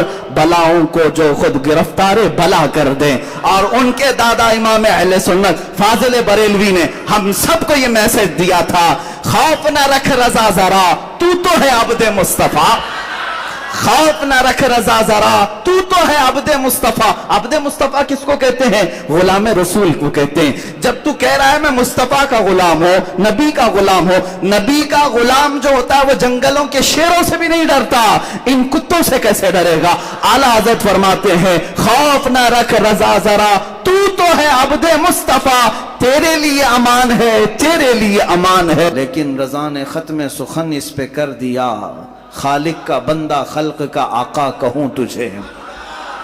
बहुत कुछ कहा गया है ए रसूल पाक आपकी बारगाह में। जब जिब्राइल ने यह कह दिया आफाक कहा गर्दीदा अम बिस्यार खूबा दीदा अम, मैंने कायनात के हर जर्रे को छान लिया है, हर जमीन के हिस्से को देख लिया और बहुत अच्छे अच्छों को देखा। वो लेकिन तू चीजें दीगरी या रसूल अल्लाह, ऐ अल्लाह के रसूल आप ही तो एक अलग ही चीज हैं जिसका ना कोई मिस्ल है ना कोई मसील है। होता भी कैसे, तेरे खुल्क को रब ने जमील किया, तेरी खल्क को रब ने अजीम किया। कोई तुझसा हुआ है ना होगा शाह, तेरे खालिक हुस्न अदा की कसम। कोई तुझसा हुआ है ना होगा शाह, तेरे खालिक हुस्न अदा की कसम। और उस रसूल पाक का तज़किरा न करें तो जिंदा कैसा रहें। जिंदगी के लिए ज़रूरी है उस रसूल पाक का जिक्र होता रहे। रूह की वो ग़िज़ा है, कायनात की वो असल है। जब तक गाड़ी में पेट्रोल डलता है वो चलती रहती है। मुसलमान की ज़िंदगी अगर चलती है तो रूह इंसान, रूह मुसलमान मोहम्मद अरबी सल्लल्लाहु अलैहि वसल्लम के तज़किरे खैर से चलती है। मेरे आका की मोहब्बत के नगमे हमारे दिलों को जिला बख्शते हैं। और क्यों ना हम करें, इसलिए कि हमारा ही अकीदा है ये, वो जो न थे तो कुछ न था, वो जो ना हो तो कुछ ना हो। जान है वो जहान की, जान है तो जहान है। अगर रसूल पाक का तज़किरा ना हो तो फिर ना हम है ना तुम हो। इकबाल ने इसीलिए कहा है बुलबुल का तरन्नुम भी ना हो और कलियों का तबस्सुम भी ना हो, बज़्म तौहीद में तुम ना हो तो कुछ भी ना हो। हुजूर पाक सल्लल्लाहु तआला अलैहि वसल्लम की जात अगर ना हो तो फिर कायनात का कोई जर्रा नहीं है। जिन जिन चीजों को आप देखें इनमें नूर अगर आज है तो वो बरकत रसूलुल्लाह की है। और तमाम मद्दाहान रसूल ने अपनी अपनी जिंदगियां सर्व कर दी, कलम टूट गए, सियाहियां सूख गईं। रसूल पाक सल्लल्लाहु अलैहि वसल्लम की बारगाह में कभी सादी शिराजी ने पुकार करके कहा बलगल उला बि कमालिही कशफत दुजा बि जमालिही हसनत जमीउ खिसालिही सल्लू अलैहि व आलिही। कहीं से अदीब लालपुरी ने कहा तेरे इश्क के रंग में रंग जाए मेरे यार। ये तमाम अशआर जब आशिक अपने मदह करते हैं रसूल पाक की, उनकी ज़ुबानों से निकलता रहा। बरेली के ताजदार ने भी कहा, सरवर कहूँ कि मालिक व मौला कहूँ तुझे, बाग़े खलील का गुले ज़ैबा कहूँ तुझे। ऐ जाने जान मैं जिसमें, ऐ जाने जान मैं जाने तजल्ला कहूँ तुझे, हैरान हूँ मेरे शाह मैं क्या क्या कहूँ तुझे। मैं चंद चंद मिसरे पढ़ रहा हूँ, पूरे पूरे अशार पढ़ने की आदत भी नहीं है, थोड़े थोड़े से सिर्फ इसलिए कह रहा हूँ कि दुनिया भर के मद्दाहों ने मेरे आका की शान में कसीदे लिखे और कलम तोड़ दिए और उनकी सियाहियाँ सूख गई। बरेली के ताजदार से ऊपर हम चलते हैं, फिर देखते हैं किसने क्या क्या कहा। तो फिर हमें मिला बूसीरी ने कहा, मौला या सल्ली व सल्लिम दाइमन अबदा अला हबीबी का खैरिल खल्क़ि कुल्लिहिमी हुवल हबीबुल्लज़ी तुरजा शफ़ाअतुहु लिकुल्लि हौलिन मिनल अहवालि मुक़्तहिमी। उस कसीदे में तो 170 अशार ऐसे हैं जिसमें हर अज़्वे रसूल की तारीफ कर दी। हुजूर के सफर की तारीफ अलग, मेराज की तारीफ अलग, हुजूर की पैदाइश की तारीफ अलग, खानदान की तारीफ अलग, मोजज़ात की तारीफ अलग, सारी चीजें बयान कर दी। अखीर में यूं कहा, या रब्बी बिल मुस्तफ़ा बल्लिग मक़ासिदना वग़फ़िर लना मा मदा या वासिअल करमी।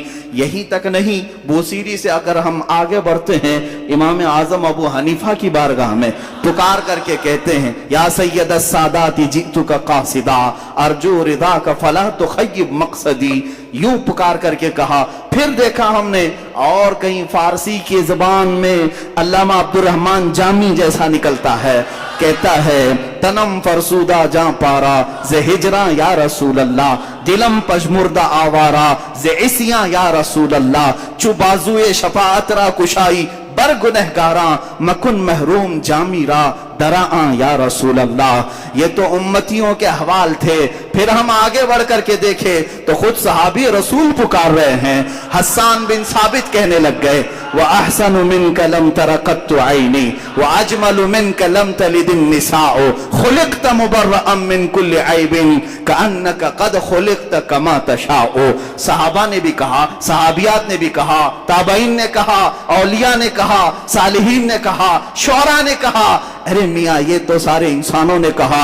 अब रब्बे अजीम ने पुकार कर कहा, इन्ना आतैना कल कौसर फसल्लि लिरब्बिका वन्हर। महबूब की शान बयान करता है खुद उनका खालिक, कहता है वद्दुहा वल्लैलि इज़ा सजा वल्लैलि इज़ा यग़शा वमा रमैत इज़ रमैत वलाकिन्नल्लाह रमा। दस्ते मुबारक के लिए भी अल्लाह ने फरमाया। कदम की बात आती है, अल्लाह तो कसम याद करके कहता है, ला उक़सिमु बिहादिल बलद, उस शहर की कसम जिसमें मेरा महबूब कदम रखता है।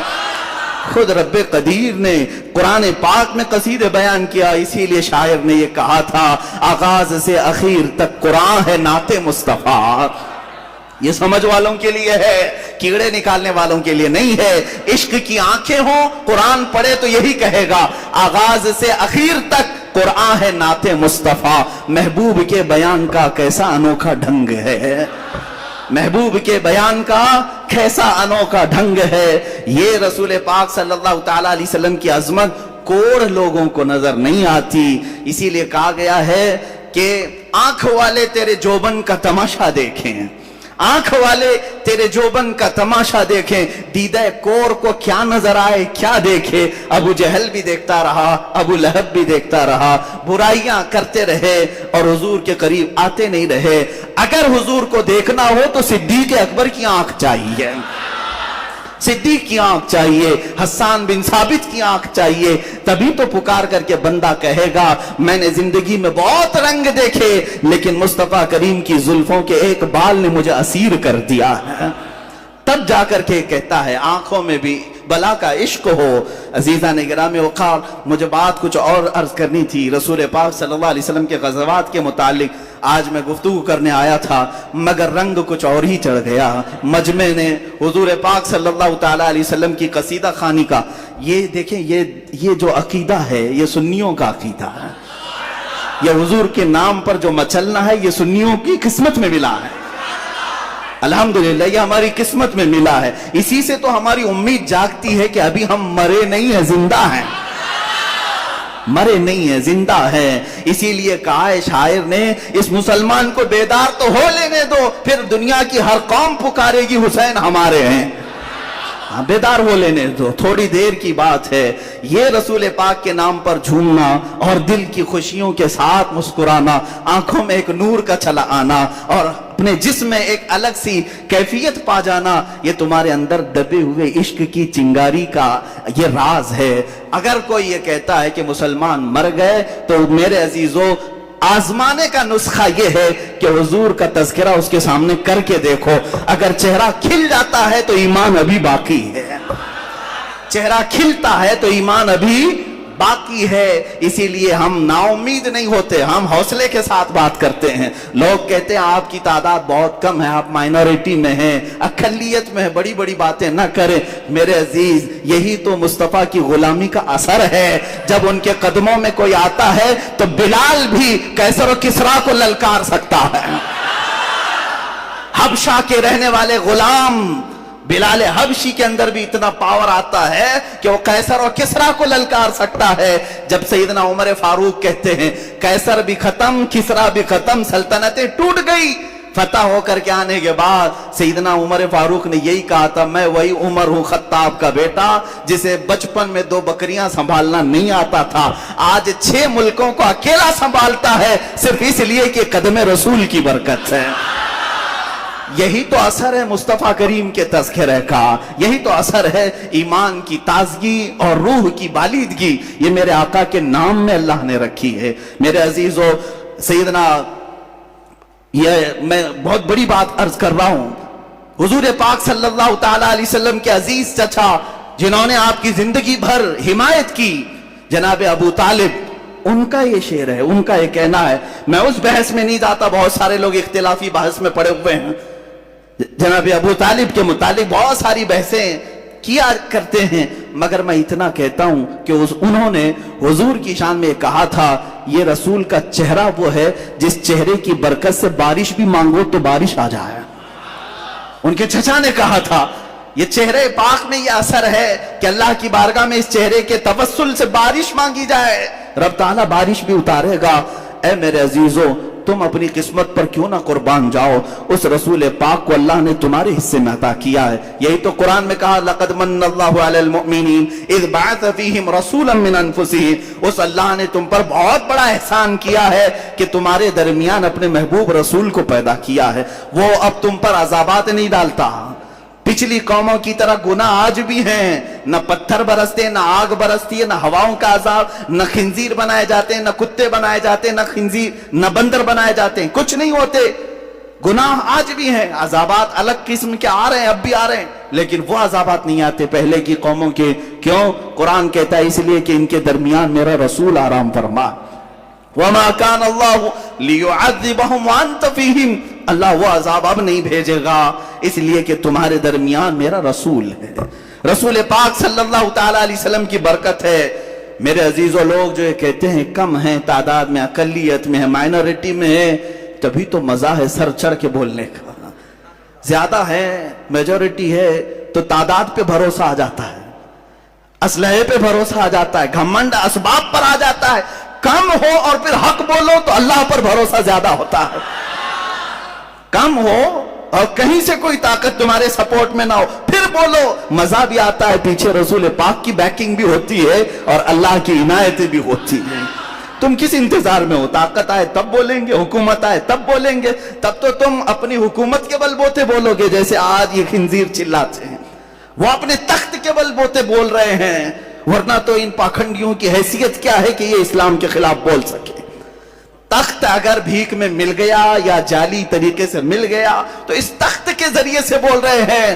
کمال تو اس وقت ہے جس کے پاس نہ کوئی الیکشن کی سرٹیفکیٹ، نہ اس کے پاس کوئی دولت، نہ مجھ جیسے فقیر کے پاس کچھ نہیں، اگر میں بول سکتا ہوں تو صرف یہ نسبت رسول ہے۔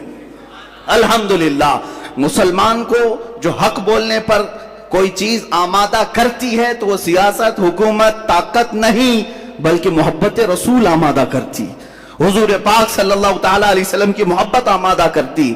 عزیزان گرامی وقار، رسول پاک صلی اللہ تعالی علیہ وسلم کا تذکرہ یہ ہماری جانوں کے لیے، ہماری روحوں کے لیے بہت ضروری ہے، بہت ضروری غذا ہے۔ آپ خود محسوس کریں گے زیادہ دن تک اگر حضور کو نہیں سنو گے تو دل مرجھانے لگتا ہے، دل کے اندر کمزوریاں آتی، گناہ کی طرف بڑھنے لگ جاتا ہے، جہاں اسے مصطفیٰ کی یاد آ جائے پھر اس کی آنکھیں بھیگ جاتی ہیں، پلٹ آتا ہے، مسجدوں کی طرف دوڑتا ہے، اپنے نبی کی محبت میں کچھ نہ کچھ خیرات صدقات میلاد کرنے لگ جاتا ہے۔ یہ حضور پاک سے دور جتنا جاؤ گے بے چینی اتنی بڑھتی جائے گی، بے سکونی بے قراری اتنی بڑھتی جائے گی۔ اور اس کا اندازہ کرو، جتنا قریب ہوتے جاؤ گے، جتنے قریب ہوتے جاؤ گے، وہ نور کے ان جہانوں کا سفر کرنے لگ جاؤ گے جہاں تمہارے برابر کا کوئی آ نہیں سکتا، کوئی آ نہیں سکتا۔ حضور پاک صلی اللہ تعالیٰ علیہ وسلم سے قربت کا جو سفر ہے، اے نوجوانوں، یہ خوش قسمت لوگوں کو سفر ملتا ہے جو سب کچھ چھوڑ دیا ہو، جیسے صہیب رومی کی طرح اپنے ماں باپ بھائی بہن سب کو چھوڑ کر مکہ سے نکلے تھے۔ ماں نے پکار کر کے کہا، صہیب تمہارے بدن پر جو کپڑے ہیں یہ ہمارے سلائے ہوئے ہیں، تیری کمائی کے نہیں۔ وہ بھی نکال کے دے دیا، وہ بھی نکال کے دے دیا۔ مدینے جانا تھا رسول پاک کی بارگاہ میں، کیا پہنا؟ ٹاٹ کے کپڑے، گونی جو تھیلا ہوتا ہے اس کو اوڑھ کر کے کانٹے لگا لیے۔ اتنے پہ نہیں، باپ نے گنڈے بھیجے راستے میں اور مار توڑ کیا، اتنا مارا کہ ناک سے خون آیا۔ صہیب اس کے باوجود خاموش نہیں رہے، سفر جاری رکھا، سفر جاری رکھا، یہاں تک کہ 8 دن کے بعد کمزوری کے عالم میں زخموں کے ساتھ مدینے پہنچ رہے ہیں تو صحابہ کہتے ہیں مغرب کا وقت تھا، میرے آقا صلی اللہ علیہ وسلم مسجد نبوی سے بار بار باہر نکل رہے تھے، بار بار باہر نکل کر دیکھ رہے تھے۔ صحابہ نے پوچھا، آقا کوئی قبیلہ آ رہا ہے، کوئی وفد آ رہا ہے ملاقات کے لیے؟ میرے آقا نے فرمایا نہیں، میرا ایک دیوانہ آ رہا ہے، سب کو چھوڑ کر کے آ رہا ہے، ساری چیزیں چھوڑ کر آ رہا ہے۔ وہ غیب دار رسول انتظار میں تھے، جب صہیب پہنچے میرے آقا نے سینے سے سینہ ملایا، اپنی چادر مبارک اٹھا کر انہیں پہنا دیا۔ حضرت صہیب کہتے ہیں میرے سارے زخم کافور ہو گئے، جتنا درد تھا سب نکل گیا، جتنا غم تھا ماں باپ کو چھوڑنے کا، ایک بار سینے سے سینہ کیا ملا، سارے غم تمام کافور ہو چکے تھے، اور زندگی بھر اس چادر کو اپنے جسم سے الگ نہیں کیا۔ حضرت صہیب اسی چادر کو لے کر قبر میں بھی دفن ہو گئے۔ اخیر تک وہ کہتے تھے، اے لوگوں سنو، دنیا میں اگر سب سے زیادہ عزیز کوئی ہوتا ہے تو وہ ماں ہوتی ہے، سب سے زیادہ محبت کوئی کرتا ہے وہ باپ اور ماں ہوتے ہیں۔ میں وہ انسان ہوں جس سے ماں اور باپ نے بدن کے کپڑے بھی چھین لیے، جب میرے پاس کوئی لباس نہیں تھا تو مجھے جس نے لباس پہنایا وہ محمد رسول اللہ ہے، مجھے جو چادر عنایت کی وہ رسول مختار صلی اللہ علیہ وسلم ہے۔ عزیزان گرامی وقار، رسول پاک صلی اللہ تعالیٰ علیہ وسلم کی جس کیفیت کو، جس صفات کو مجھے آج عرض کرنا تھا وہ یہ تھی کہ اللہ نے انہیں فرمایا، اے نبی آپ فرما دیں، قل یا ایھا الناس انی رسول اللہ الیکم جمیعا، اے نبی آپ فرما دیں، اے انسانوں میں تم سب کے پاس رسول بن کر آیا ہوں، انی رسول اللہ علیکم جمیعا، سارے انسانوں کے لیے، مسلمانوں کے لیے نہیں۔ حضور صلی اللہ علیہ وسلم سارے انسانوں کے لیے رسول بن کر آئے۔ میری یہ دعوت ہے جتنی بھی قومیں آ جائیں ان سب کے لیے بھی حضور رسول بن کر آئے۔ تمہاری نجات اسی میں ہے کہ رسول پاک کی رسالت کو قبول کر لو، چاہے دنیا میں عیسائیت ہو، یہودیت ہو، جو بھی ہو، ان سب کے لیے میرے آقا صلی اللہ علیہ وسلم رسول بن کر کے آئے، سب کے لیے رحمت بھی بن کر کے آئے، اور اسی تبلیغ کے لیے سارے لوگوں کو حق کی طرف بلانے کے لیے میرے آقا صلی اللہ علیہ وسلم پوری زندگی بھر تک وہ دو کرتے رہے۔